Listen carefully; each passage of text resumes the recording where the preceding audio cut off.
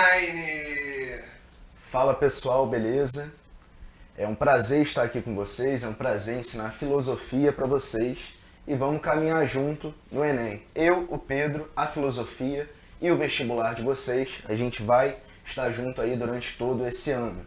Meu nome é Gabriel e a gente vai estudar junto, tá bom? Na aula de hoje, que é a primeira, a gente não poderia começar com um extremo conteúdo. Primeiro a gente precisa introduzir os tópicos. E é por isso que a aula de hoje é de introdução à filosofia. Aí beleza, introdução à filosofia. Toda introdução o pessoal começa explicando a etimologia da palavra, a origem da palavra. E a etimologia da filosofia vem da palavra philos e de sofia, que significa amor, amizade, o philos, né? E sofia, sabedoria. Ou seja, a filosofia é amar a sabedoria, ter amizade pela sabedoria, perseguir a sabedoria. É importante vocês entenderem que, assim como as demais ciências, a filosofia não é uma ciência fechada. Ela está em constante transformação porque a sabedoria nunca é alcançada plenamente. Ela é uma perseguição do ser humano e é um ideal, é algo que ainda não foi totalmente alcançado, então a filosofia vai sempre se renovar. Aí, Gabriel, qual é o símbolo da filosofia? É aquele símbolo que o pessoal gosta muito de tatuar no braço, no antebraço, aqui na parte de cima, que é a coruja. Por que a coruja? Na mitologia grega, a deusa Atena, filha de Zeus, o criador do cosmos, ela tinha uma coruja de estimação, e como ela era a deusa da guerra e da sabedoria, a coruja acabou sendo associada à filosofia conforme o tempo passou. Além disso, a coruja é um animal noturno, e antigamente se acreditava que o momento de filosofar era à noite, colocar a cabecinha no travesseiro e pensar: onde estou, para onde vou, o que sou, o que é o ser humano. A noite é associada à filosofia, a coruja é noturna, então a coruja representa a filosofia. Ou seja, vocês gostam dessa matéria? Já marca lá com o tatuador e faz uma corujinha no antebraço, que é sucesso. E aproveitar, né, mestrão, de pedir pra galera se inscrever no canal, Com certeza. dar o like na aula, baixar o material que vai estar na descrição, tá bom? E a gente vai te bloquear. Mestrão, eu vou pedir pra você dar um passinho pra frente. Aí, isso, show de bola. Com certeza, com certeza. Sem se inscrever, sem comentar e sem gerar engajamento no vídeo, pessoal, aí a tatuagem vai ficar feia, entendeu? Vamos ajudar a gente aí, que esse conteúdo é gratuito e vai ajudar demais vocês no vestibular durante todo esse ano aí de Enem, beleza? Aí, tranquilo. Eu tô falando aqui sobre filosofia e muitas vezes vocês estavam na escola e chegava a aula de filosofia e vocês dormiam. Ar-condicionado, casaquinho, botou o braço aqui, botou a cabeça no braço e dormiu. Por quê? Por que isso aconteceu e por que não pode mais acontecer? Porque existe um senso comum sobre a filosofia que precisa ser mudado, que é de uma filosofia distante da realidade, de um devaneio, de uma falta de pés no chão, de uma pessoa que está totalmente distante do que é a verdade. E é isso que o senso comum aponta à filosofia. A gente costuma dizer, aquele cara que está ali fazendo vários nadas e pensando em nada, ele está filosofando. Muito pelo contrário.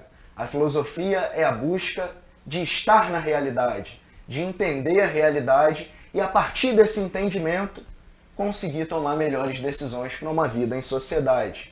Ou seja, qual é o objetivo da filosofia? Entender o porquê das coisas. Sem entender o porquê das coisas, para que a gente acorda? Para que a gente faz as coisas? Para que a gente trabalha? Por quê? A gente precisa entender o porquê das coisas para tomar melhores decisões. E a filosofia está aí para isso. Não só para o vestibular, mas para a vida de vocês, como cidadãos, como brasileiros, como indivíduos. Um resumo da importância da filosofia no ensino. Através do estudo da filosofia, a gente melhora a nossa forma de pensar. Pensando melhor, a gente consegue conhecer e consegue agir. Não só pensar e conhecer, mas também agir, fazer coisas. E a partir da ação com o conhecimento, a gente é cidadão. O Enem se preocupa demais com isso. Ele não quer apenas que vocês saibam o conteúdo, mas ele quer mostrar, ou ele quer entender se vocês são de fato cidadãos ou não. A cidadania é extremamente importante no vestibular e vocês precisam focar nisso, entender a filosofia, desenvolver essa cidadania para que o vestibular goste mais da prova de vocês, beleza? Aí, tranquilo, vamos começar propriamente o conteúdo de filosofia.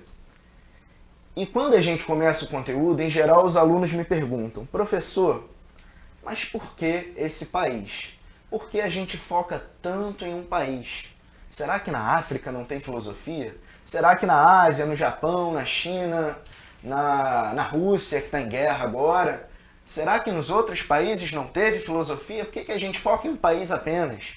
Porque, pessoal, a gente precisa fazer recortes sobre aquilo que a gente está estudando. E a gente vive em uma sociedade que faz parte do mundo ocidental. O Brasil faz parte do Ocidente, assim como Estados Unidos, toda a América aqui e a Europa Ocidental. Ou seja, a partir desse pensamento que a gente está numa sociedade do mundo ocidental, a gente precisa pensar a filosofia a partir disso. Ou seja, qual foi o berço do mundo ocidental? O berço do mundo ocidental, além do Império Romano, que o professor de História vai explicar para vocês, está na Grécia, um país pequenininho hoje na Europa, mas que na época foi o berço da nossa civilização, e é por isso que a gente tem que estudar, e é por isso que o nosso estudo ele acaba ficando bastante centrado aí na Grécia. Ok, beleza. Filosofia grega é a base do estudo de filosofia aqui que a gente vai ter e que o Enem vai cobrar.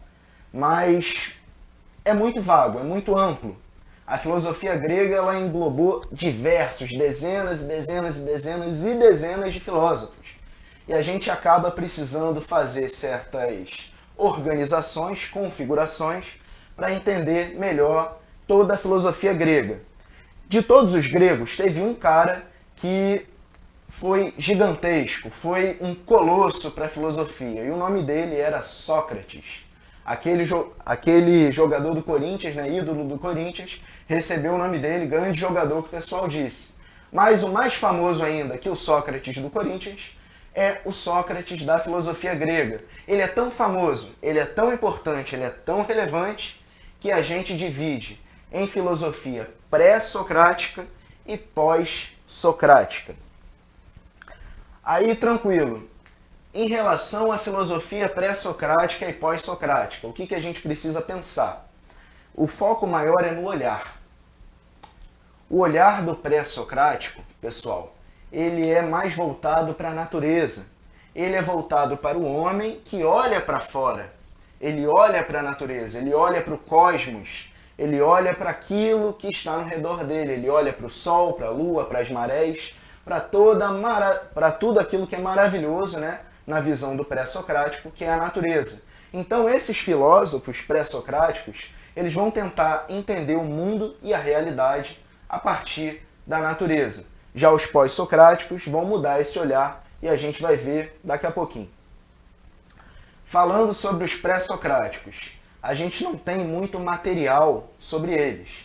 Na verdade, a maioria desse material é escrito por Platão e por Aristóteles, pós-socráticos, filósofos que vieram depois, e também alguns fragmentos que ficaram dos discípulos desses caras aí, que vieram antes do Sócrates. Precisamos falar dos principais filósofos pré-socráticos. Tem muito filósofo, pessoal, mas eu não tinha como pegar todos, porque tem alguns que não são tão importantes para o vestibular. Eu peguei aí a nata, aqueles que o vestibular mais deseja. E aí, entre os pré-socráticos, a gente também vai ter algumas divisões em relação a escolas. A primeira escola de filosofia, a primeira ordem, a primeira forma que os filósofos viam era a escola jônica, que veio de uma cidade da Grécia e teve diversos filósofos muito importantes e que vão falar coisas lá no século 6 a.C., que hoje a gente pensa, caramba, como é que o cara conseguiu pensar naquilo naquela época? O primeiro desses caras é o Tales de Mileto. Ele vai tentar entender a realidade a partir de uma origem natural, como todo pré-socrático faria. O Tales de Mileto ele vai dizer que o homem, a natureza, o céu, a terra, o mar, as pedras, as rochas, tudo vem a partir da água. Nós, humanos, hoje sabemos que somos feitos de 70% de água. Ou seja, naquela época o Tales de Mileto já falava uma coisa que é muito bacana hoje em dia, que a gente sabe. Para vocês verem o tamanho da grandeza desses caras aí que viveram há milhares de séculos atrás. Além do Tales de Mileto, que apontou o início de tudo a partir da água, a gente vai ter o Anaximandro, outro filósofo muito importante, que vai falar uma coisa muito engraçada. Ele vai dizer que a origem de tudo vem a partir de uma partícula chamada apeiron. Desculpa, uma partícula não, mas de um todo. Ele vai acreditar que existe uma substância que forma todo o universo e que o nome dela é apeiron, o ilimitado, o indefinido. Como se fosse aquele vazio do espaço, que a gente olha e vê aquilo tudo preto, aquele vazio. O Anaximandro vai dizer que toda a realidade é formada por esse mesmo vazio. Ou seja, ele diverge do Tales de Mileto, mas ainda assim ele busca uma explicação a partir da natureza. Por fim, falando da escola jônica, pessoal, a gente tem o Heráclito de Éfeso, muito relevante, muito importante. E a gente hoje, como vai ver no último exercício aí, em um dos exercícios que a gente vai resolver, a filosofia dele é relevante até hoje. Ele vai dizer o quê? Que a origem de tudo vem a partir do fogo, que é o início e o fim das coisas. Mas não só a partir do fogo, pessoal.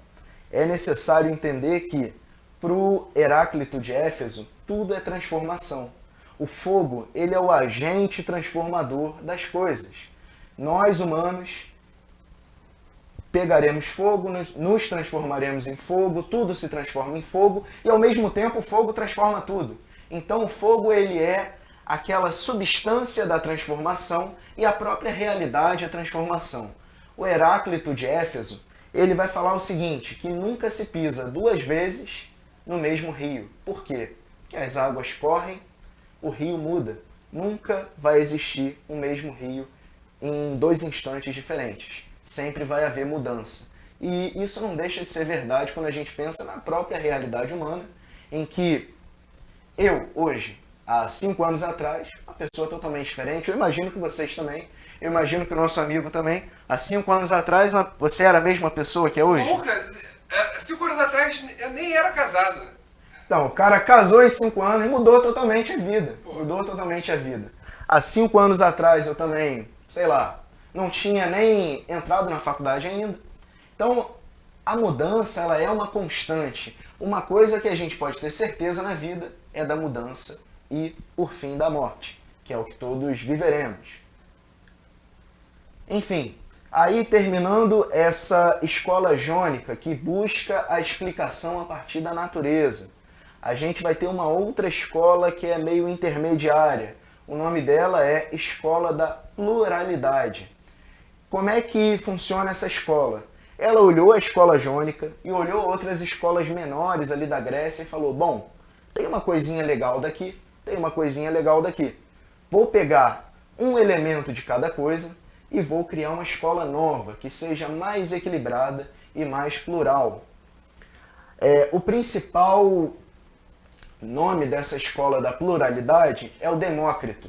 Muito famoso, filósofo muito conhecido, que vocês vão ver na foto aí, praticamente um Papai Noel. A carinha de Papai Noel, só que da Grécia Antiga. Ele vai dizer o seguinte, que tudo é composto por partículas indestrutíveis, entre as quais existe espaço vazio. Ou seja, ele já naquela época conseguia conceber um modelo parecido com o que hoje a química vai dizer que é o modelo atômico.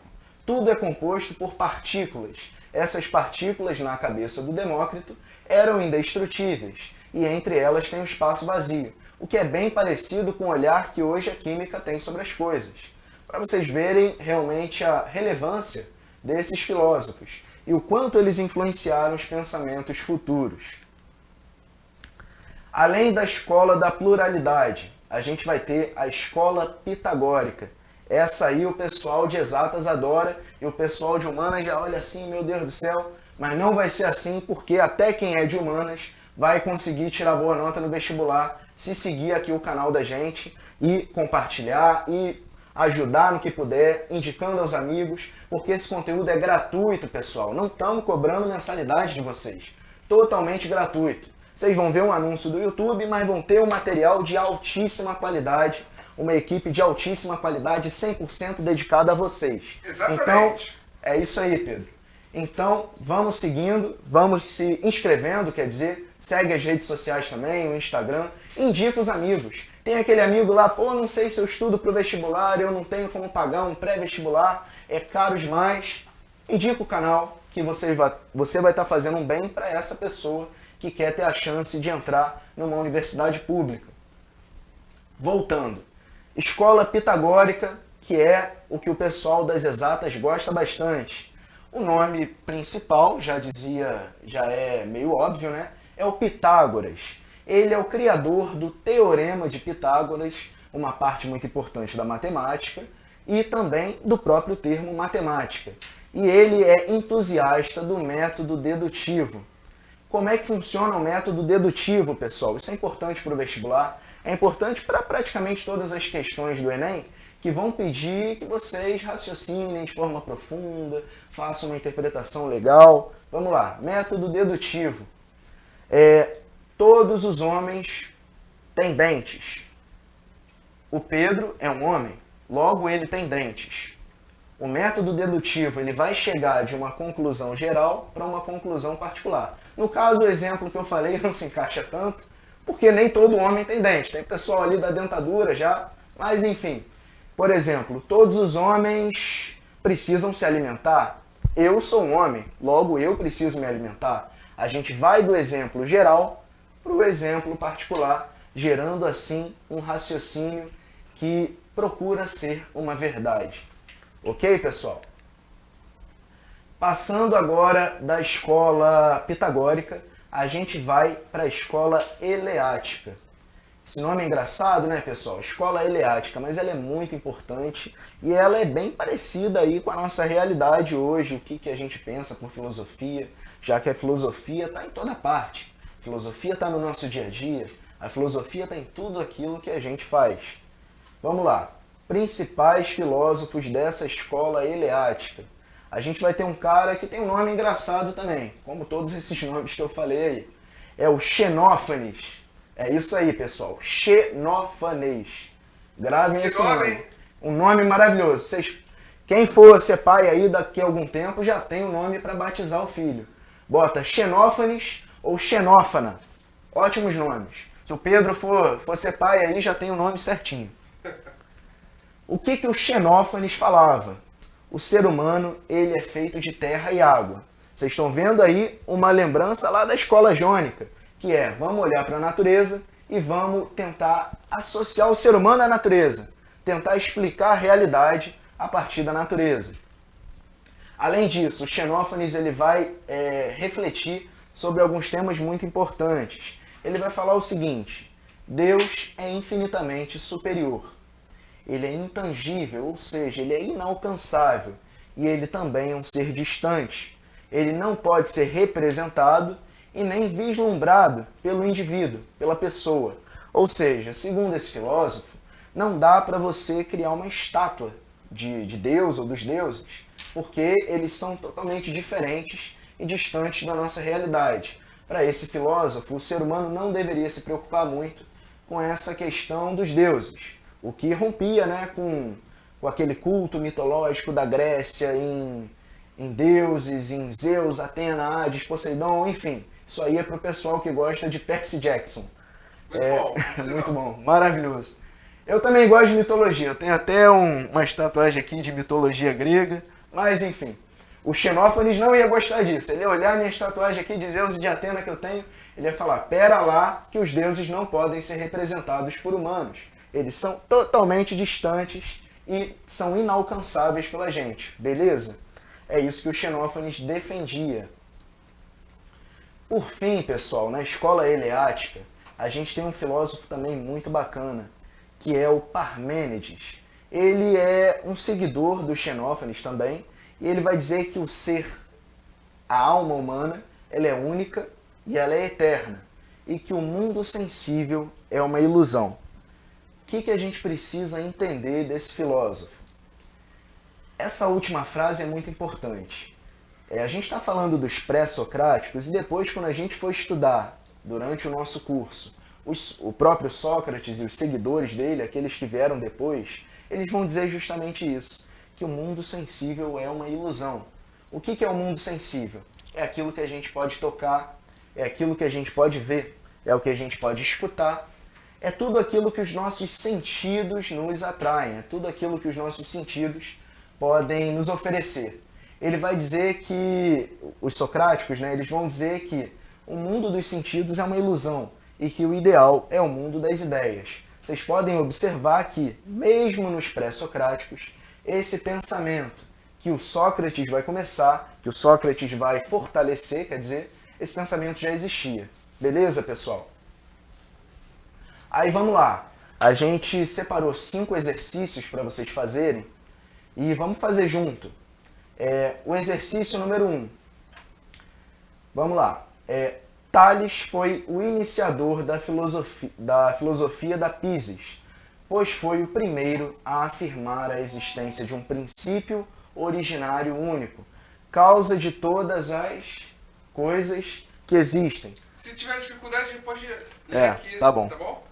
Causa de todas as coisas que existem, sustentando que esse princípio é a água. Ou seja, o Tales falava que o início de tudo era água. Imagina, pessoal, quantos litros de água o Tales bebia.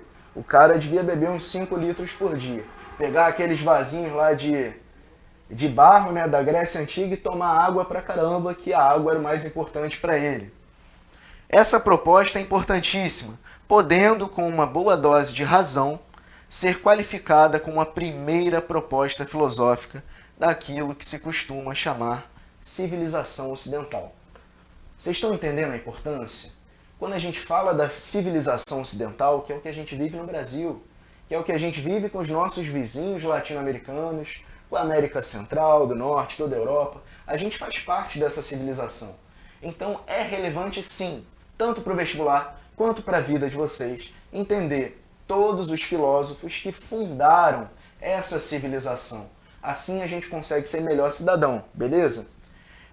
Vamos lá, comando da questão agora. A filosofia surgiu na Grécia, no século IV a.C. Seus primeiros filósofos foram chamados pré-socráticos. De acordo com o texto, assinale a alternativa que expressa o principal problema por eles investigado. Aí está o comando de novo. Vamos lá. Letra A. A ética, enquanto investigação racional do agir humano. Eles se importavam, em primeiro lugar, com a ética? O que parece para vocês? Até o momento, eu não marcaria essa. Letra B. A estética, enquanto estudo sobre o belo na arte. O Tales de Mileto, os pré-socráticos, eles se importavam com a estética, quer dizer, era o principal ponto deles. Letra C. A epistemologia, como avaliação dos procedimentos científicos. Vamos lá, vamos continuar lendo. Letra D. A cosmologia, como investigação acerca da origem e da ordem do mundo. E letra E. A filosofia política, enquanto análise do Estado e sua legislação. A gente já pode resolver aqui? Já, claro, sempre. Vamos lá. A ética não pode ser porque os pré-socráticos não estavam lidando diretamente com essa questão.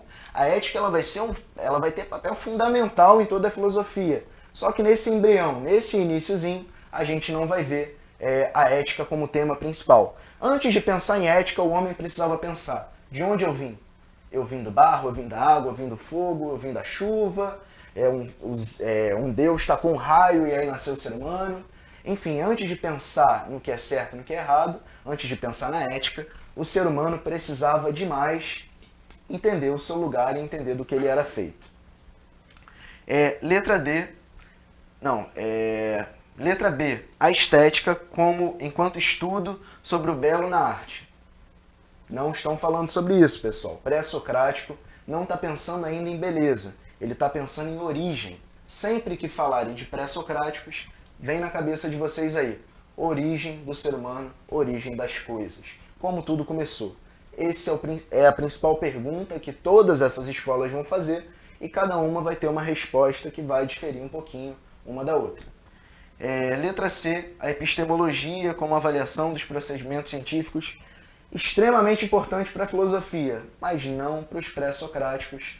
Não estávamos ainda nesse nível de reflexão, ok? Letra D, a cosmologia como investigação acerca da origem e da ordem do mundo. Com certeza só pode ser essa a questão certa. E letra E, filosofia política enquanto análise do Estado e sua legislação. Não responde o que os pré-socráticos queriam, beleza? Foi legal, passou o gabarito letra D. Ah, foi? Foi. Show, letra D, pessoal, é isso aí mesmo. Sempre vai se preocupar com a origem, ok? Vamos lá, exercício número 2. O período pré-socrático é o ponto inicial das reflexões filosóficas. Suas discussões se prendem à cosmologia, como a letra D ali falou, sendo a determinação da physis, princípio eterno e imutável que se encontra na origem da natureza e de suas transformações, um ponto crucial de toda a formulação filosófica. Ou seja, pensar na physis, pensar na origem das coisas, na cosmologia, na ordenação das coisas. Em tal contexto, Demócrito afirma ser a realidade percebida pelos sentidos ilusória. Ele defende que os sentidos apenas capturam uma realidade superficial. O Demócrito ele vai falar isso, é tudo superfície. O que eu posso tocar, o que eu posso ver, o que eu posso sentir, é tudo superfície, tal qual a gente não consegue ver com os olhos humanos o ar. A realidade é uma coisa muito mais profunda para esse filósofo. Ele defende que os sentidos apenas capturam uma realidade superficial, mutável e transitória, que acreditamos ser verdadeira. Mesmo que os sentidos apreendam as mutações das coisas, no fundo, os elementos primordiais que constituem essa realidade jamais se alteram. Assim, a realidade é uma coisa e o real é outra. Para o Demócrito, pessoal, a physis é composta, letra A, pelas 4 raízes: o úmido, o seco, o quente e o frio. A gente estudou Demócrito ainda agora. Falou alguma coisa disso? Não. Letra B, pela água, também não. Quem bebia água bastante era o Tales, lá atrás. Pelo fogo, também não. Pelo ilimitado, também não. Letra E, pelos átomos. Resposta correta. Tanto que o Demócrito ele vai ser muito importante depois para a química, que o pessoal vai falar, caramba, o método atômico tem muito a ver com o que o Demócrito falou há séculos atrás. Sempre que vocês escutarem Demócrito na prova do vestibular, associem a química, associem ao modelo atômico. Não era o modelo atômico que a gente conhece hoje. Também, né, pessoal? Vamos ser justos, o cara viveu há muito tempo atrás. Mas ele já estava ensaiando, esboçando. Eu tinha uma visão do que poderia ser, né? Tinha uma visão, tinha um vislumbre, ele via de longe. Ele criou essa ideia que hoje é forte, que hoje a gente acredita e segue na ciência. Aí, pessoal, uma música que muita gente gosta, eu gosto bastante, é uma música bem agradável, do Lulu Santos. Nada do que foi será de novo do jeito que já foi um dia. Quem terminou o namoro agora, não fica triste não, que a gente está falando de filosofia, não está falando de paixonite. Tudo sempre passará, a vida vem em ondas, como um mar. Num indo e vindo infinito, tudo que se vê não é igual ao que a gente viu há um segundo. Tudo muda o tempo todo no mundo, não adianta fugir, nem mentir para si mesmo agora. Há tanta vida lá fora, aqui dentro sempre, como uma onda no mar, como uma onda no mar e como uma onda no mar. Tá aí Um dia eu ainda vou cantar para vocês. Esse dia ainda não chegou porque eu não tenho voz ainda para o Lulu Santos. Vou trazer umas músicas para vocês aí ao longo do nosso curso, tá bom? Vamos lá. Comando da questão agora. A letra dessa canção de Lulu Santos lembra ideias do filósofo grego Heráclito, que viveu no século 6 a.C. e que usava uma linguagem poética para exprimir seu pensamento. Ele é o autor de uma frase famosa: não se entra duas vezes no mesmo rio. Ele dizia isso, né, o nosso querido Heráclito. Qual é o comando da questão? Dentre as sentenças de Heráclito a seguir citadas, marque aquela que fica mais parecida ali com a frase do Lulu Santos. Vamos lá. Letra A. Morte é tudo que vemos despertos. É tudo que vemos dormindo. E tudo que vemos dormindo é sono. Lulu Santos falou disso? Não falou, pessoal. Essa frase emo não é do Lulu Santos, não é da música e nem é do Heráclito. Letra B. O homem tolo gosta de se empolgar a cada palavra. Pode até ser, mas o Heráclito e o Lulu Santos não falaram isso. Esses dois filósofos importantes não falaram isso.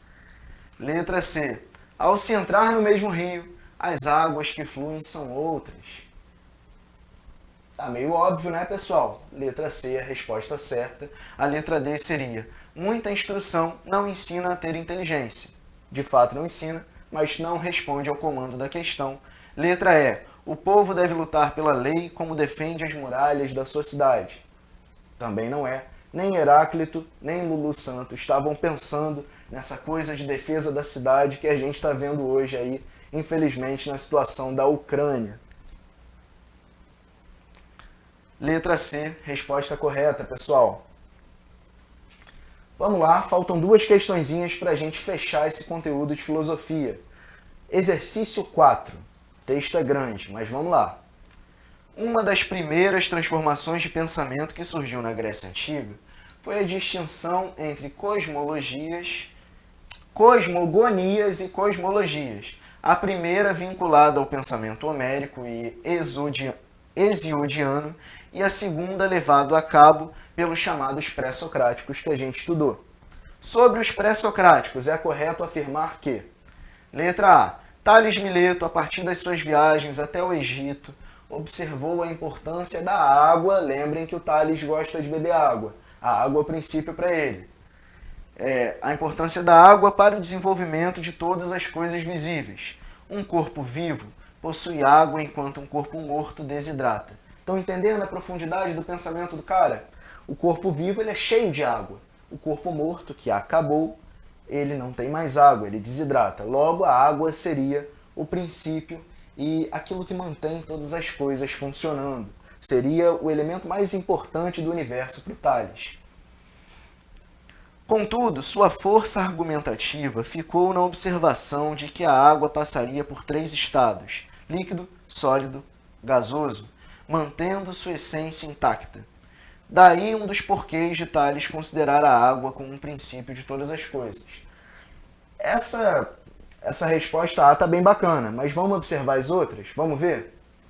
Pitágoras de Samon propôs uma das mais cobiçadas ideias da filosofia antiga. O mundo seria composto pelo absoluto desordenamento e falta de proporções entre as coisas. Desse modo, surge a doutrina que explica a origem do mundo a partir do caos. Nada a ver com Pitágoras. Pitágoras não gostava dessa ideia de desordenamento, muito pelo contrário. Letra C. Demócrito, o atomista, percebeu que as discussões de seus antecedentes estavam presas aos elementos do visível. Daí, propor como objetivo de estudo as coisas imateriais e espirituais, como explicação da origem de todas as coisas. E aí ele cunha então o termo átomo, que nada mais é do que feito por divindades. Termo átomo não significa isso, é feito por divindades. Então a gente pode eliminar a resposta C, ok? Até o momento a mais bonitinha, a que responde melhor o comando é a A.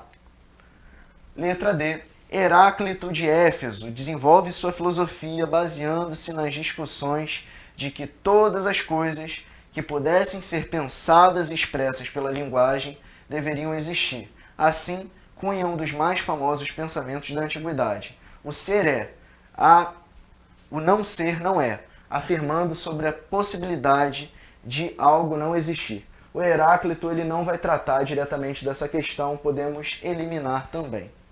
Letra E, para terminar, o Parmênides de Eleia desenvolveu suas ideias através das observações do mundo sensível. Na verdade, lembra, pessoal, que o Parmênides ele não gosta muito do mundo sensível. Ele vai dizer que o mundo sensível ele é ilusório, que ele não explica totalmente. Então não teria como ele desenvolver as ideias dele pensando exclusivamente no mundo sensível. Já está estranha essa questão. Assim descobriu que algumas coisas são, ora as mesmas coisas se mostram diferentes. A importância de suas ideias é marcada pela absoluta desconfiança com o mundo dos sentidos, pois tudo mudaria sem deixar marcas de continuidade. Então, essa questão até é bacana, mas essa última frase não é muito legal, porque por mais que o mundo dos sentidos ele não seja completo, ele deixa sim uma continuidade, que é justamente a transformação que a gente está tratando aí nas outras questões. Lulu Santos já dizia, nada do que foi será, de novo do jeito que já foi um dia. Logo, mesmo o mundo dos sentidos, ele tem uma certa continuidade na transformação. Aí, gabarito, letra A. Show. Show. Letra A, gabarito, pessoal. Por fim, para a gente terminar esses exercícios dos filósofos pré-socráticos. Vamos lá, exercício 5. A influência de Sócrates na filosofia grega foi tão marcante que dividiu a sua história em períodos, em 2 períodos. Período pré-socrático, não, em 3, pessoal, confundi aqui. Período pré-socrático, o período socrático, que é justamente onde ele estava vivo, e o pós-socrático. O período pré-socrático é visto como uma época de formação da filosofia grega. É quando a filosofia estava engatinhando ainda. Como eu falei anteriormente, o pessoal estava olhando para a natureza para tentar buscar alguma explicação para o ser humano, para a sociedade, para a sua vida. E ainda não tinha desenvolvido totalmente o potencial da filosofia grega. Tanto que, quando a gente pensa em filosofia grega, esses pré-socráticos eles não vêm na nossa cabeça. Mas sim o Sócrates, sim o Platão e sim o Aristóteles, que são aí os mais conhecidos e mais importantes também.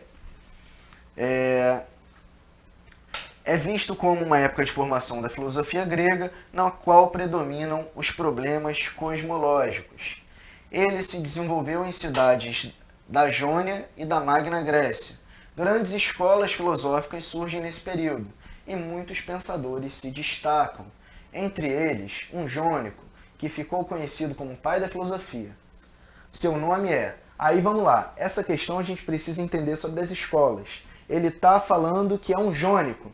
Dessas opções a gente só tem um, que é a letra A, o Tales de Mileto. Ok, pessoal? Aí está o gabarito para vocês. Qualquer dúvida vocês podem... meu Instagram vai ficar aqui no material, vocês podem tirar dúvida comigo. Estejam com a gente no canal aqui, é muito importante para vocês, para os amigos de vocês. Se vocês tiverem algum familiar que... Caramba, eu queria muito tentar o vestibular. Tá aí a oportunidade, voltar a estudar. Ah, não sei nada de filosofia, vocês podem saber agora, se inscrevendo no canal, chamando os amigos, comentando aqui no canal também. O que vocês puderem fazer é bacana para o nosso conteúdo ser divulgado e para mais pessoas receberem a oportunidade de assistir a aula para o vestibular, para o Enem, com uma equipe qualificada de graça. Entendeu? Uma grande oportunidade. Eu espero que vocês aproveitem, que vocês indiquem pessoas e que ajudem esse canal a crescer. Vamos junto, pessoal? Obrigado pela atenção de vocês. Valeu, tchau, tchau!